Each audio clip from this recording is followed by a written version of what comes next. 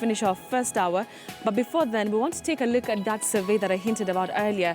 Now, this particular survey that was done by Trends and Insights for Africa on gubernatorial races in 3 counties seemed to show that the incumbents still have an upper hand in the race. And let's just take a look at the graphics here and the numbers and where all these leaders stand at right now, before we have a conversation with Peter Mathuki, who is one man who says he wants to unseat Governor-Alfred Mutua as governor for Machakos County. All right, so we'll start there with Kiambu County. And as you can see on your screens, William Kabogo, I beg your pardon, standing really tall there at 46%. And then we have Ferdinand Waititu coming second at 33%. Of course, Ferdinand has shown interest over the last couple of, actually since 2013 elections, he's always showed interest that he wants to be the governor for Kiambu County. All right, let's now go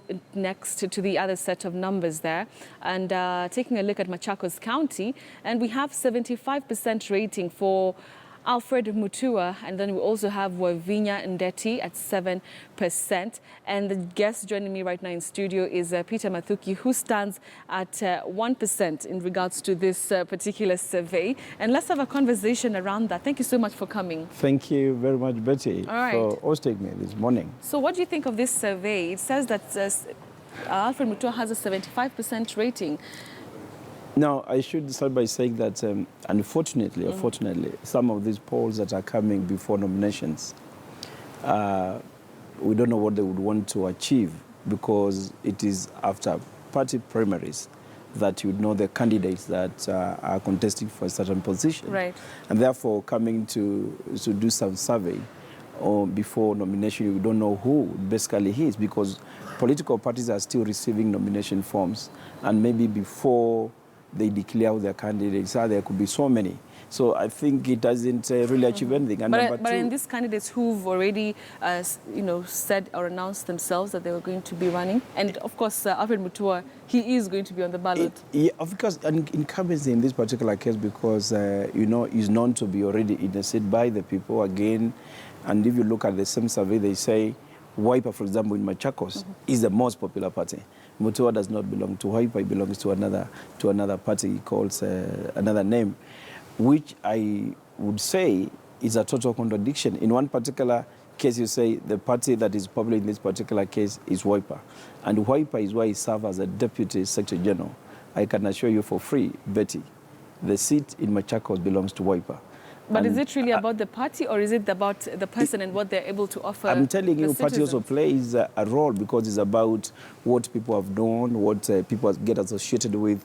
And for a reason for a party to get associated with a party, there's confidence level. And I can tell you for free, Machakos is a seat, and that's why the current leadership of government in Machakos came in the seat through Wiper.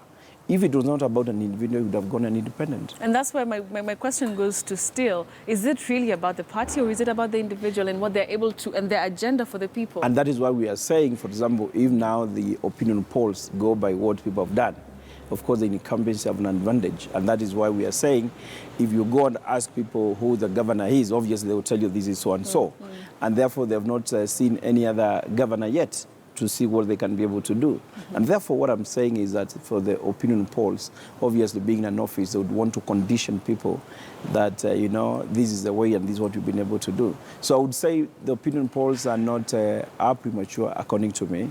They don't reflect the actual situation on the ground, because if you campaign on a platform of, for example, if you've been to Machakos, if you promise and tell the people of Machakos, we give you water, Betty, believe with me, even yourself, you'll be elected the next governor.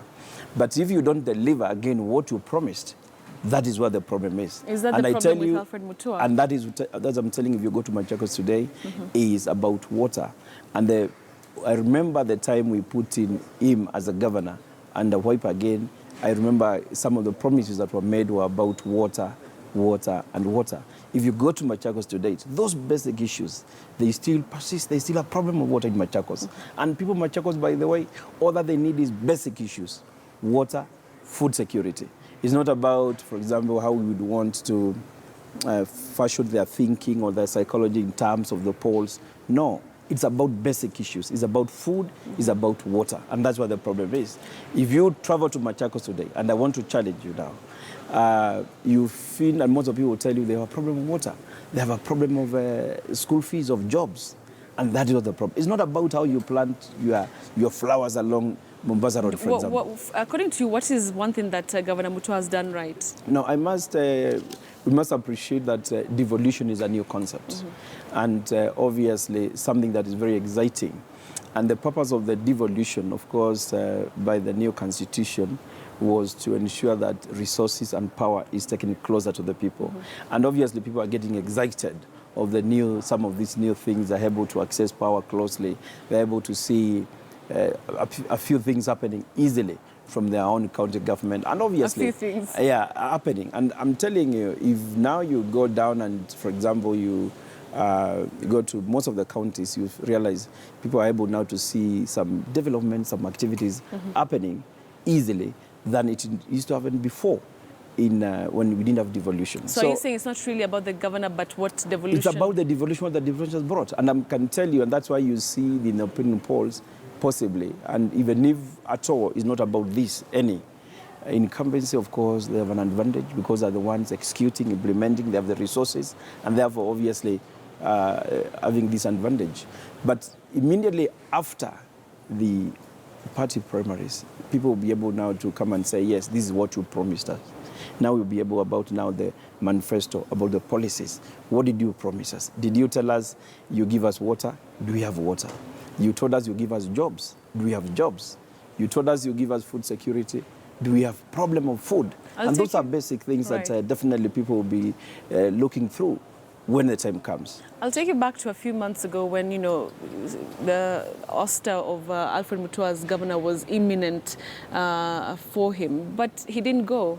Does that mean that he has the right support and the right backing on the ground? You see, one thing is most of the governors' advantage of resources and depending on the kind of, because again, this is done by the county assembly members. And depending on how, depending on how they relate and depending on, of course, the methods, of course, the governors who don't use to either convince or confuse them, again, they don't. So clearly what we are saying is that going forward, if at all, as Kenya, we want to benefit from this devolution, we must have the right people in place in the offices of the county assemblies, in the offices of governors, so that, again, we don't use these people's public money for some of these things to manipulate leaders for your own advantage. It's very unfortunate when people are suffering, when there are basic issues that actually people are going through. You cannot use money simply because you want to entice a few members. You take them to Dubai or for trips so that they don't possibly oust you. So I think these are some of the things we need to be very careful. And I'm very happy when IBC says they are coming up with a checklist on the issues of integrity and leadership. And that is where the catch is. I'm telling you, come 2017 August, those are some of the things. And I'm not sure what now, again, how the opinion posters will be able to say and do when the time comes.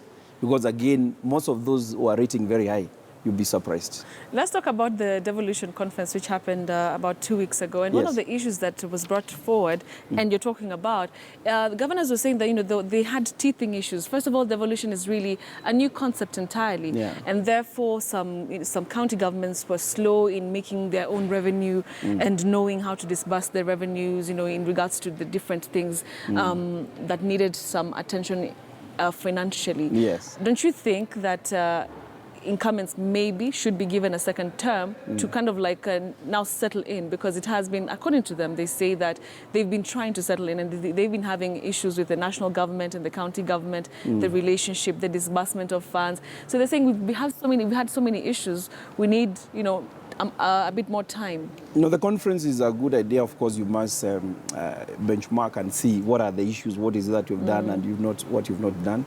Of course, I'm told they also invited people from outside, from Rwanda, South Africa, to compare and see how devolution is working. But one thing I can tell you for free, the common mwananchi will be asking what you promised them. It's not about the whole idea of devolution. Devolution, the ideology of devolution, in essence, is known by you and me. But in terms of deliverables, that is what mwananchi will be looking for. And to them is that, did you promise us water? Did you tell us that you're giving us shower? Do we have shower? And that is now they'll be also having their own checklist in terms of what you promise them. So agreeing, of course, there are some teething problems in terms of how it is rolling out, but much of it is that how have you utilized public resources? And that would be very key. How have you been closer to the people? How have you been accessible to the people? How have you been been able to, as people, as Mwananchi, been able to access your office and the power, because that's what devolution means. And if, for example, you are not accessible, people are unable to reach you, then of course those are some of the things. What people need now is a leader they are close to, is a leader they can associate with, is a leader they can always share their challenges and problems. And that is actually where the problem is, and that is where most of them are missing out. Because again, if you are not reachable, you cannot, for example, your county workers, employees go and paid for over 3 months without, that is very basic. And therefore you come and tell us now, I am number one. What are you saying? All right. When you are not even fulfilling those very basics. And those are some of the things I'll be able to check through. Finally. And I'm telling you, Mwananchi is not about team. Even there are so many other stakeholders, the business community. How have you accommodated them? How have you ensured, have you provided the climate for doing business? The youth, what about job creation? Okay, finally. Those are some of the things. Finally, Peter, let's talk about what will make someone in Machakos wake up at 6 a.m. and go vote for you. It is because of one integrity, somebody with the capacity to unite, to bring everybody on board, because that is what is lacking for the last 5 years. What you've had in Machakos, and I want to challenge all of us to check through, what you've had from Machakos from 2013 is a lot of fights among the leadership. And now we are saying people in Machakos are tired, and I can tell you this, what people in Machakos need is change, and they're saying they need change like yesterday. And we are saying they need somebody who they are looking to, they can unify, can bring everybody on board. They are tired of these fights. And I'm telling you, with our expertise, experience of working in different places, I'm now currently a member of the East African community, where I've participated in bringing communities in different countries of the community together. Before that, I've worked in international forums where I used to then bring communities and people together and sorting out their crises. I'm an expert in international labor standards, and I can tell you for free what they're looking for is somebody they see closer to them, somebody they feel this is our own, somebody they feel has the capacity to unite and bring everybody on board. Okay. And I think that is what will motivate them to vote the next governor, and that would be Peter Mathuki. All right, let's wait and see. Yes. We only have 138 days to go. Yes. We'll be here to announce the breaking news. All right, we'll be here to see that. To see how it All right, goes. thank you so much for your time. Peter Mathuki, he's an aspirant for the governor.